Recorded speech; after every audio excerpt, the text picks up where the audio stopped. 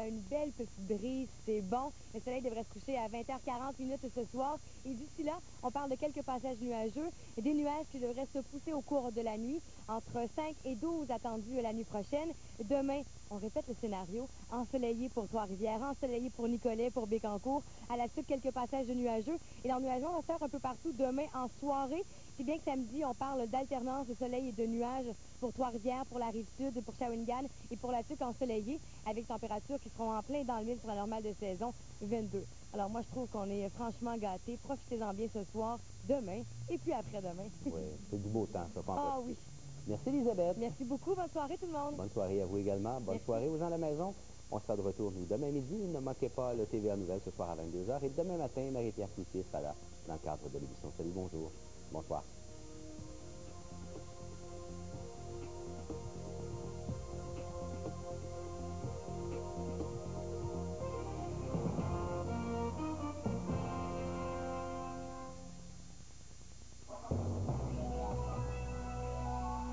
Au Matera, l'an 2, encore plus spectaculaire, avec de nouveaux numéros, une soirée fascinante pour tous les âges. Au Matera, dès le 5 juillet, au centre-ville de Sherbrooke. Ce soir, sucré-salé. Je stagnais un peu là, dans ma carrière. Comment on annonce ça à Julie Snyder? Il y a des gens qui trouvent que t'es ma tante, tu leur réponds quoi? Charles Lafortune fête ses talents d'animateur à cette deuxième édition du Grand Labo. Le champion du monde de F1, Sébastien Vittel, m'emmène faire un tour de voiture.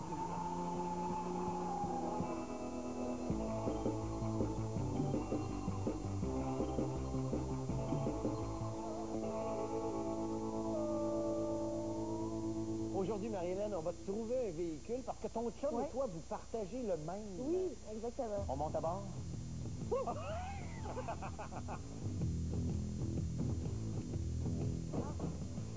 Ben, qu'est-ce qu'on fait au Québec? Ah, ben là, on s'attache. Gracieuseté automobile en direct. C'est une voiture manuelle, donc petit cours de conduite 101, ça te dérange pas trop? Ben oui, ben, tu l'auras voulu, hein?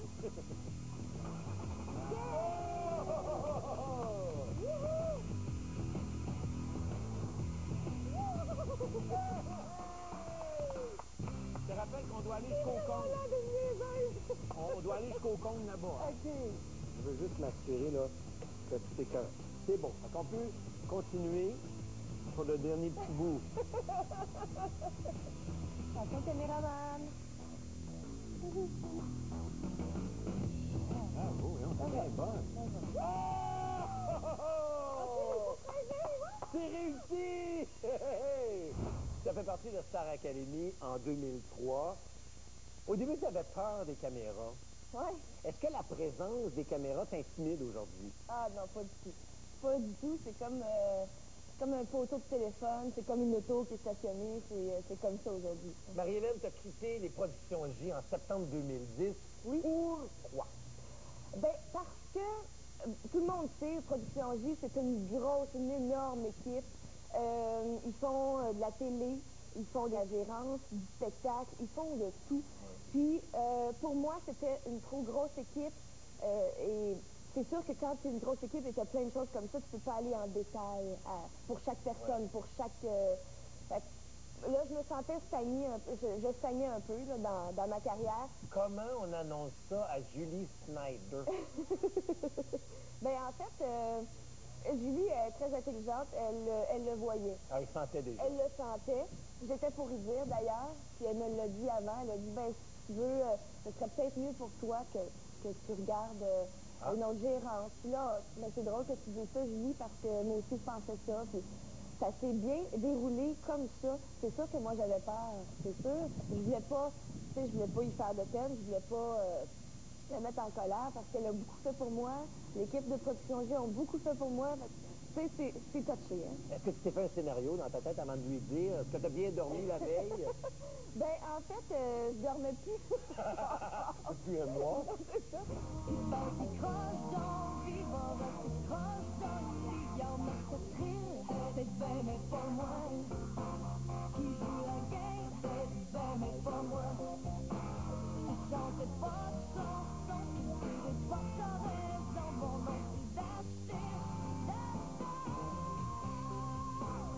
Ton plus grand rêve, c'est de rester une chanteuse. Oui.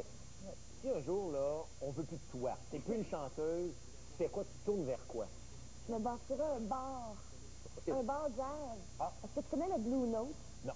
À New York? Non. Je suis allée là, puis c'est un bar jazz, puis c'est tellement le fun. Puis j'aimerais ça un jour m'ouvrir un bar comme ça à Montréal. Marie-Hélène, chanson de circonstance. Si j'avais un chant... J'embarquerais pas Guy. C'est bien chic, ça. Ce soir, le marché Bon Secours prend des arts de laboratoire pour accueillir la soirée bénéfice du Centre de recherche du CHUM. Charles Lafortune prête ses talents d'animateur à cette deuxième édition du Grand Labo.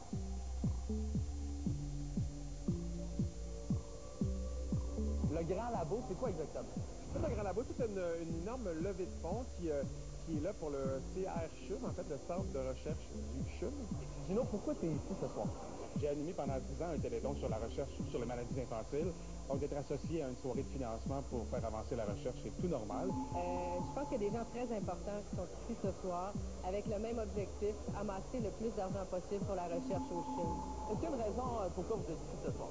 Parce que, il y a 5 ans, ma fille et moi, nous avons eu un cancer du sein. Je me suis impliqué pour la cause parce que, d'abord, on a la chance d'avoir le centre de recherche du CHUM. C'est le plus grand centre de recherche médicale francophone de l'Amérique. Parce que le milieu francophone, les gens ne sont pas habitués. Dans le milieu anglophone, on donne depuis des générations et des générations aux chercheurs, et c'est très bien. Est-ce qu'il y a un type de recherche médicale, toi, qui tient plus à cœur? À Montréal, on est très, très fort pour la transplantation. L'Alzheimer est quelque chose de très, très important. Toute recherche médicale, parce qu'on ne sait jamais si ça peut être utile un jour. Hein? Le centre de recherche du CHUM est spécialisé en recherche sur le cancer des ovaires, cancer du sein. N'importe quelle recherche médicale qui va bonifier la vie des enfants. Ce soir, on mélange un peu glamour et science. Est-ce qu'au secondaire, c'était quelqu'un de populaire ou de nerd? Je te dirais à ma place. J'étais nerd. J'étais dans la gang quand même, tu sais. Je faisais de voir des autres, c'est comme ça que je restais dans la gang. J'ai fait physique chimie, mais c'était plus populaire que nerd, finalement. Tu sais, tu as reçu le prix du meilleur animateur d'émission de jeu. Oui. Et tu venais d'apprendre que le cercle n'était pas renouvelé après 7 ans. En fait, le cercle va se terminer en décembre. C'est important que je le répète parce que le monde dit « Ah, c'est fini, c'est pas fini! » Est-ce que tu trouves ça frustrant, en fait, qu'on te retire ton émission au moment où on reconnaît ton travail? Non, pas du tout. Un jeu, quand même, 7 ans, c'est une bonne ride. Et puis, je pense qu'il y avait un désir à TVA de renouvellement. Est-ce que tu as hâte de goûter à la cuisine moléculaire du grand chef Apollo? Ben oui, oui, puis le grand chef Apollo, je l'ai déjà interviewé 2 fois. Un gars extrêmement sympathique, un Italien comme on les aime. Et j'ai vraiment hâte de voir ce qu'il va nous préparer ce soir. Qu'est-ce que vous avez préparé ce soir comme menu pour la soirée bénéfice? Ben, le thème, c'est le bal du CHUM. Alors, c'est vraiment sur le laboratoire et toute la cuisine que l'on a faite, c'est à base de cuisine moléculaire pure et appliquée. Donc, que ce soit un poulet solide qu'on a rendu liquide, que ce soit des mousses à l'oxygène ou à l'hydrogène. Est-ce qu'il y a un élément inusité dans votre menu ce soir? Ben, je vais vous en donner un petit tout de suite.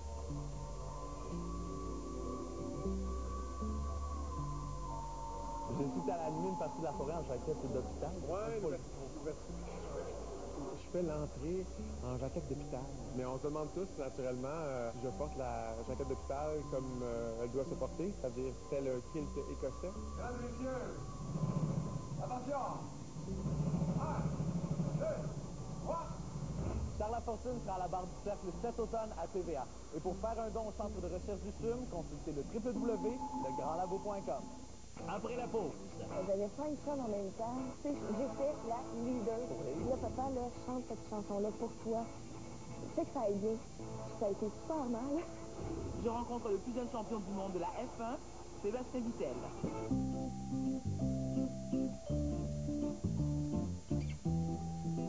NutriCast redonne de la vie à vos cheveux. NutriCast vous souhaite une soirée télé tout en beauté à TVA. Spitz et TVA présente le concours Un été Spitz. Courez la chance de gagner un ensemble patio de luxe d'une valeur de 5 000 $. Regardez Sucré Salé du lundi au jeudi jusqu'au 3 juillet pour identifier la personnalité Spitz et inscrivez-vous sur tva.canoe.ca. Et si c'était vous, le prochain gagnant à vie? Paraît que t'as le temps de pratiquer, hein?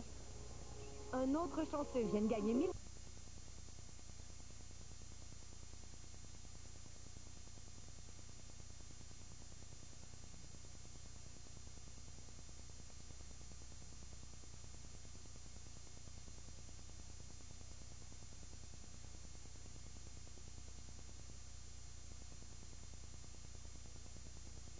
Ed Sullivan Show en 66 et se rend en URSS pour des tournées triomphales. Sur un cheval blanc, je t'emmènerai. Le théâtre le fascine. Il est cofondateur du théâtre de Cassou. Il compose la musique de nombreux téléthéâtres, dont plusieurs pièces de Marcel Dubé, la plus connue, Un simple soldat. En 1976, il brûle la scène lors de la fête nationale en compagnie de Gilles Vigneault, Ferland, Charlebois et Deschamps. On en fait l'album Une fois simple. Le début des années 80 est très dur pour lui. Il doit faire face à des tragédies personnelles. En 80, j'allais perdre mon fils. En 80, j'allais divorcer de mon 3e mariage. Mais l'éveillé persévère. Début des années 90, il incarne notamment le personnage d'Émile Rousseau, un magnat de la presse, dans la télésérie Scoop. On garde notre offre à 32 $ l'action. Pas plus, pas moins. On gagne, on perd. 2004 aura été l'année la plus éprouvante pour Claude Léveillé. Victime de 2 hémorragies cérébrales, il en ressortira partiellement paralysé. Août 2005, il retourne chez lui après de longs mois passés à l'hôpital. Il a besoin de soins et d'assistance 24 heures sur 24 et ça lui coûte cher, 200 000 $ par année. Claude Léveillé doit puiser dans ses économies et un disque hommage lui est consacré. Il voulait sensibiliser le gouvernement à l'importance de mieux financer les soins à domicile. Quand tu es chez toi, tu peux faire un coup de barre terrible. Tu peux aller 10 fois plus vite, 10 fois plus loin. Au Francofolie de 2006, plusieurs artistes lui ont rendu hommage à la Place des Arts, la même où il a fait figure de pionnier. On vous a oublié, vous n'êtes plus que notre temps restait dans vos musées. L'étoile d'Amérique s'est éteinte, mais sa musique, elle, brille toujours. Parle des boîtes à musique. Martine Defoy, Radio-Canada, Montréal. Bien peu de minutes pour essayer de résumer la carrière de Claude Léveillé, qui avait tellement de volets. On va prendre la prochaine demi-heure pour en parler, avec des réactions aussi, mais ma complice à mes côtés, elle est venue nous trouver, Monique Giroux, animatrice à Espace Musique. Bonjour. Bonjour, bonjour Marie. On va parler de sa carrière, on va parler du professionnel, mais tout d'abord, vous l'avez connu aussi autrement. Qui était Claude Léveillé pour vous? Claude Léveillé, pour moi, était un voisin de la campagne, puisque je suis originaire d'Oka. Lui vivait à Saint-Benoît-de-Mirabel, dans un endroit magnifique qu'il avait construit de ses mains, où j'ai eu le plaisir d'être invité il y a déjà plusieurs années de ça, au début des années 90, quand je commençais à faire de la radio. Il avait demandé à sa compagne d'alors, Hélène Le Temple, de me téléphoner et de me faire une invitation. J'étais très, très impressionnée parce que petite, je fais une histoire très courte, mais ma grand-mère habitait à l'hospice à Saint-Benoît et on passait toujours devant cette maison étonnante qu'on voyait poindre dans la forêt, en haut dans la colline. Il y avait une espèce de tour, comme un château, que Claude avait construit de ses mains. Et mon père disait, c'est là qu'habite le monsieur qui chante Frédéric. C'était la chanson préférée de mon père. Donc quand je suis allée pour la première fois chez Claude Léveillé, parce qu'il appréciait le travail que je faisais à la radio, j'étais extrêmement à la fois touchée, intimidée, très, très touchée en tout cas. Et le contact s'est fait très très rapidement. Parce que Claude était quelqu'un de vrai, quelqu'un de très expressif, de très allumé, de très vif. C'était un bon vivant qui faisait des tablés incroyables, où il invitait plein de gens, il aimait cuisiner, il aimait que sa maison soit remplie, il aimait qu'il y ait de la vie. Est-ce qu'il y a un talent qu'il n'avait pas? Parce que là, je parle à plein de gens ce matin, il était comédien, il était auteur, il était pianiste, il a construit sa maison. Est-ce qu'il y a un talent qu'il n'avait pas? Je pense qu'il n'avait peut-être pas le talent de la sérénité. Je ne sais pas s'il était serein. C'est quelqu'un qui vivait à fond ce qu'il avait à vivre. C'était un amoureux, c'était un être intense. C'était quelqu'un qui ne faisait pas les choses à moitié et qui était toujours dans une espèce d'urgence de dire, de faire, d'exprimer, de retrouver le public, de composer, de se faire bien comprendre. Il avait l'impression que les gens ne le connaissaient pas bien, que les gens connaissaient de lui ce que les gens voulaient connaître, ce que le public voulait connaître. On se fait toujours une image des gens, puis bon, souvent on s'y accroche, et pour cause, très bien, mais on ne connaît pas tous les aspects des gens. Particulièrement à la fin de sa carrière, il souhaitait être reconnu comme un grand compositeur, Il n'aimait pas qu'on dise de lui qu'il était un chanteur. C'était trop réducteur pour lui, puis je pense que c'est vrai aussi. Il était beaucoup plus que ça. Il était un grand compositeur. Il avait pour référence un artiste très grand aussi de sa génération qui était Léo Ferré, pour qui il avait beaucoup d'admiration. Et il accordait énormément d'importance à la création, au-delà du succès. Au-delà j'ai noté dans cette phrase, quand on court après la fortune, on risque de perdre l'amour, c'était ça. C'est-à-dire que son désir le plus ardent, c'était de faire des choses grandes, des choses belles, des choses vraies, de les faire sans compromis, sans compromission, en toute liberté, parce que c'était un être libre. Et il a pu peut-être, j'espère que non, mais il a pu peut-être se faire des ennemis, mais il avait surtout énormément d'amis, énormément de gens qui l'aimaient, au-delà du fait qu'il ait été une vedette, ce qu'il ne se réclamait pas d'être d'ailleurs, mais c'était vraiment quelqu'un de plus grand que nature, et le Québec aujourd'hui perd quelqu'un de très, très important, perd un géant. Je me doutais qu'un jour je me retrouverais ici pour vous en parler, parce que c'est le cours de la vie, il avait 78 ans, mais j'espérais que ça soit le plus tard possible.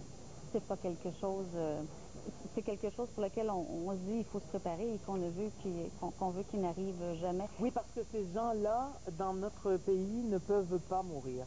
On n'a pas de si grandes ambitions, mais je veux dire, on peut pas aller contre la mort, on peut pas empêcher les gens de partir, hein, mais on souhaite en tout cas cultiver leur mémoire, et j'espère que les gens toujours se souviendront de Claude Léveillé, que jamais on oubliera ce qu'il a fait, ce qu'il a composé, ce qu'il a dit, ce qu'il a imaginé, ce qu'il a rêvé aussi pour ce pays, parce que c'était un artiste engagé, et qu'on se souviendra de tout, en effet, comme vous le disiez, de tous ses talents. Parce qu'ils étaient si variés. Vous parliez des gens qui l'ont aimé. Il devait avoir un charisme. Ces femmes qui l'ont aimé, elles sont nombreuses. Ouais. Elles le lui rendaient bien. Oui, oui, absolument. C'était quelqu'un d'irrésistible. Il cultivait ça aussi, je crois. Il cultivait l'enfant en lui. Il avait je le disais, ce côté très, très séducteur, très amoureux, mais véritablement, il était amoureux. Il était amoureux de la vie, il était amoureux je veux dire, il était amoureux de ses chiens, quoi. Il était amoureux. C'était quelqu'un d'intense et c'était quelqu'un surtout d'absolument irrésistible. Je me souviens de certains samedis soirs où on parlait au téléphone pendant des heures, pendant 3-4 heures. Et je lui disais, Claude, attends, regarde, ça fait déjà 2 heures, raccroche, je vais prendre ma voiture, j'en ai pour 45 minutes, j'étais à Montréal à l'époque, je vais arriver, et on continuera en face à face, ça plus... Non, j'étais pas... Et on passait des heures, et puis ça a été comme ça, il a fait ça avec plein de gens aussi, tu sais. Et ça a dû être particulièrement difficile, donc, après les accidents de 2004, de ne pas pouvoir communiquer de la même façon. Vous êtes une de celles, vous êtes plusieurs depuis ce matin à me dire, je pense qu'on était mieux de se rappeler de ces moments-là. Après, c'était difficile. Oui, moi je ne l'ai pas revu. J'ai communiqué avec lui, j'ai écrit, mais je ne l'ai pas revu. Et je pense que bien qu'on ne se le soit pas dit, c'était tacite entre nous, c'était comme ça, quoi. Il savait qu'on était là, il savait que j'étais là. J'ai tenté souvent, j'y ai pensé 1000 fois, encore samedi dernier. Peut-être que, je sais pas, j'avais l'impression de quelque chose sans le savoir inconsciemment. Et j'y suis pas allée. Je sais pas retenu par quoi, mais c'est comme ça. C'est comme ça. Et je pense que ça lui convenait aussi, je crois. Est-ce que je peux dire donc que ça doit faire longtemps qu'il vous manque déjà? Ah oui, c'est sûr. Mais le fait de savoir que les gens sont là et continuent d'exister, ce savoir exister, c'est déjà quelque chose. C'est-à-dire qu'il y a toujours cette possibilité de se revoir. C'est toujours imminent. Même si je ne l'ai pas fait samedi dernier, j'aurais pu le faire samedi prochain. Vous voyez ce que je veux dire? Il y a toujours cette possibilité. Maintenant, le destin a voulu autrement, cette possibilité-là n'existe plus. Je crois que c'est Monique Miller qui me parlait plus tôt et qui me disait il rêvait encore, il pensait encore, il faisait tout en fonction de peut-être pouvoir rejouer au piano. Oui, tout à fait, absolument. Il faut être optimiste, obstiné, passionné pour être capable d'encore penser comme ça. Je crois, puis passionné de la vie. Il ne se résignait pas. Il ne se résignait à rien d'ailleurs. Jamais. Je ne parle pas que de sa maladie. il avait foi dans les gens, dans les choses, et il avait foi dans la vie. Et c'est probablement d'ailleurs ce qui l'a maintenu aussi longtemps pendant ces 8 années, cette expectative de se remettre au piano, de remonter un spectacle, de recommencer, parce que c'était sa raison de vivre. Qui sont ces proches que Claude Léveillé a beaucoup marqué dans la vie, qui se retrouvent un peu plus esselés aujourd'hui? Il y en a tellement. Ah, mais il y en a beaucoup. Il y a j'imagine, tous ses camarades de la première heure. André Gagnon, Yvon Deschamps, Paul Bissonneau, avec qui il a créé le 4 sous, parce que si on parle de musique, il faut aussi parler de théâtre, il faut aussi parler de télé. En effet, Monique Miller, André Lachapelle, avec qui il a fait une comédie musicale, Robert Charlebois, tous les 5, hein, c'est une fois 5 qu'on voit, Yvon Deschamps, tous ses camarades, Gilles Vigneault, bien entendu, avec qui il a fait pour Monique Lérac un des disques les plus importants de notre histoire et de l'histoire de la chanson francophone en général, pas que québécoise. Puis bon, évidemment Clémence Desrochers, puis Brousseau, puis Raymond Lévesque aussi, en fait tous ces gens-là. Puis parmi la jeune génération aussi, beaucoup d'artistes, je pense à Joran, à Isabelle Boulay, à Marie-Hélène Thibert, à Marie-Jo Thériault, des artistes qui l'ont chanté, qui l'ont côtoyé, parce qu'il était très au courant de ce qui se faisait aujourd'hui, de ce qui se faisait maintenant dans la musique aussi. Si on chantait Léveillé, j'imagine qu'on le rencontrait, qu'on en parlait avec lui, Ah oui, bien sûr. Et bien sûr, absolument. Puis il était très, très content de ça. Il était toujours très au courant de ce qui se faisait et il était très proche des artistes, sincèrement. Et puis il y avait toujours un repas quelque part à la clé. Il fallait que le plaisir se prolonge comme ça. Et c'était aussi un aspect extrêmement important des relations qu'on avait avec lui, parce que oui, la musique, mais pour arriver à faire de la musique, il disait tout ce que j'ai écrit, tout ce que j'ai créé, c'est inspiré de ce que j'ai vécu. Alors on peut pas, ça ne s'invente pas. Alors tous ces instants-là avec les gens, dans beaucoup de bonheur, beaucoup de vie, beaucoup de... Voilà. Et dans la campagne, et dans la nature, qui lui était si chère, et il avait des amis aussi en Suisse, je le sais, je les connais, et qui vont être très tristes aussi d'apprendre ça. Il y allait aussitôt qu'il pouvait, il était chez lui là-bas aussi. C'est vraiment une perte considérable. Je dis comme ça, car malheureusement trop souvent j'ai à parler d'artistes qui sont décédés, et qu'on a la chance d'avoir leur voix, leur musique et leur œuvre pour continuer de se souvenir. C'est une trace incroyable. C'est la beauté de l'art. Et c'est ce qu'il voulait, c'est ce qu'il voudrait aussi. Qu'on l'entende, qu'on n'oublie pas ce qu'il a composé, ce qu'il a fait, ce qu'il a dit. Et dans son répertoire est magistral, hein, il ne faut pas l'oublier. André Gagnon est au bout du fil. Bonjour André Gagnon. Monsieur Gagnon, vous m'entendez bien? Oui, je l'entends très bien. Bonjour. Alors Monique Giroux est à mes côtés. Je voudrais commencer par vous livrer mes sympathies. Ça doit être une nouvelle difficile à accepter ce matin. Oui, on savait très bien qu'il n'irait pas de mieux en mieux. C'était plutôt le contraire. Mais il reste quand même que, comme pour toute personne qui disparaît, des gens qu'on a aimés, c'est toujours un choc, évidemment, bien sûr. Parlez-nous de vos premières années, de vos premières complicités. Et je dois changer de téléphone, ça va aller mieux. Oui, allez-y, on va vous attendre. Oui, je suis là. Voilà. Ça s'est passé chez les Beaux-Eaux. Claude, à ce moment-là, s'accompagnait lui-même au piano. Et plus tard, 1 an ou 2 plus tard, il a eu envie de chanter debout sur la scène, comme tous les chanteurs font. Et il m'a choisi. Et c'est ce qui m'est arrivé de plus beau dans ma vie. Et aujourd'hui, c'est bien avant aujourd'hui, mais aujourd'hui plus que jamais, je suis habité par la reconnaissance. S'il ne m'avait pas choisi, ma vie aurait été sans doute différente. Mais quand Claude a commencé à me jouer ses musiques, tout de suite, je suis devenu peut-être son plus grand admirateur, parce que moi, je sortais des écoles de musique et j'avais des tendances un peu vers le romantisme, mais Claude était plus romantique que moi encore. Il aurait très bien pu écrire les mêmes chansons au 19e siècle. Et son héritage, l'héritage qu'il nous laisse plutôt, est énorme. Et j'espère qu'on va les entendre à la radio. J'espère que ce ne sera pas juste un petit passage rapide de quelques jours, mais que c'est là pour rester, en tout cas. Ce sont des musiques qui lui appartiennent, qui sont extrêmement personnelles. Il n'y a personne d'autre que Claude Léveillé qui a écrit de cette façon. Il avait son style à lui, il avait son inspiration, et même quelqu'un de très important qui disparaît aujourd'hui. Est-ce que vous souhaitez qu'on lui rende hommage à sa valeur? Vous dites qu'il faut entendre ses chansons longtemps. Souhaitez-vous, vous aussi, des funérailles nationales? Ben pourquoi pas? Moi, je pense qu'il mériterait. Je le souhaiterais même que ça se passe comme ça.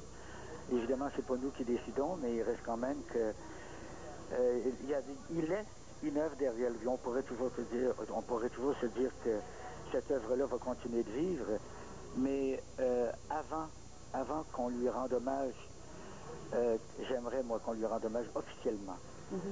Que ça passe pas inaperçu. Il a vécu les 7 dernières années de sa vie replié sur lui-même. Il a été entouré, il a été très bien entouré pendant toutes ces années. Mais là, maintenant, c'est le temps qu'on sorte là, de ces années-là et qu'on retourne vers son œuvre, que son œuvre soit respectée et qu'elle atteigne les oreilles d'un public plus jeune. Dédé, André, pardon, j'ai eu souvent, quand on a fait tourner des chansons de Claude Léveillé depuis, en effet, le début de sa maladie, à chaque fois des réactions des auditeurs qui écrivaient en disant « Si vous le pouvez, dites-lui qu'on l'aime, comme il nous manque ». Les gens avaient, et j'ai pas dit ça souvent, une relation très, j'ai envie de dire, intime avec Claude Léveillé. Il avait un rapport avec le public, et André peut le confirmer certainement, il avait un rapport vraiment très intime avec le public. Il y avait un lien... Excuse-moi de t'interrompre, mais le public avait, je l'ai constaté moi, parce que j'ai écrit une pièce qui porte son nom, si je peux dire, qui s'appelle le piano de Claude, et les gens dans la salle, à chaque fois que je parlais de lui, je sentais une espèce de mouvement de protection. J'avais l'impression parfois, non pas l'impression, mais j'ai eu la certitude, étant donné que j'ai quand même été témoin de beaucoup de choses, de gens qui venaient le voir en coulisses, et ces personnes-là qui venaient le voir, on sentait, enfin moi, j'avais l'impression qu'il voulait le protéger. Il voulait le convaincre, tout au moins en tout cas, de la grande valeur de ce qu'il faisait. Et mon Dieu, que ça va être difficile de l'oublier. On ne l'oubliera pas. André, peut-être que tu as été témoin de cette époque qui pour lui a été extrêmement importante. Il nous avait lu un film de Jean-Claude Labrec, 67 bis boulevard Lannes, de sa rencontre avec Edith Piaf alors qu'elle était allée voir les Beaux-Eaux. Ça a été pour lui un moment extrêmement important dans sa carrière, une sorte de révélation. C'est-à-dire que Piaf lui a permis d'être ce qu'il souhaitait être. J'étais là, j'étais témoin de la lumière dans les yeux d'Edith Piaf quand Claude était sur la scène. Je me suis permis... Fait que là, pour moi, là, j'ai vraiment... Wow, OK. Puis je sentais sa présence. Il est arrivé une couple d'affaires de même aussi, là. En 2010, Sébastien Vittel est devenu le plus jeune champion du monde de Fort.